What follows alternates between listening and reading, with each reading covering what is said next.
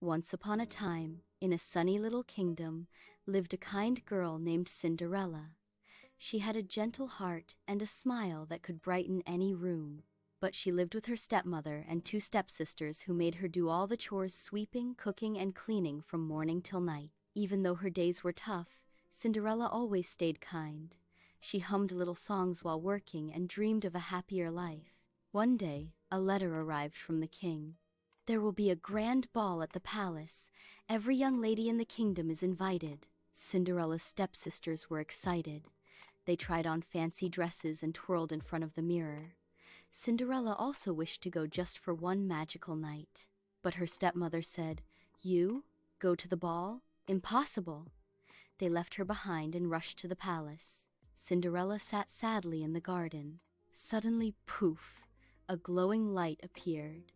A kind fairy godmother stood before her.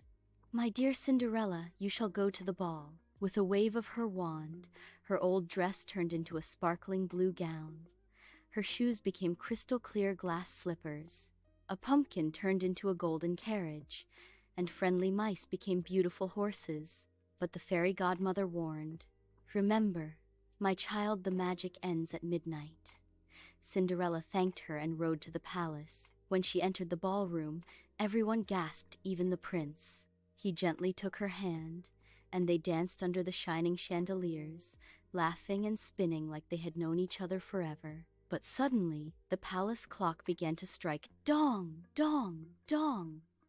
It was midnight.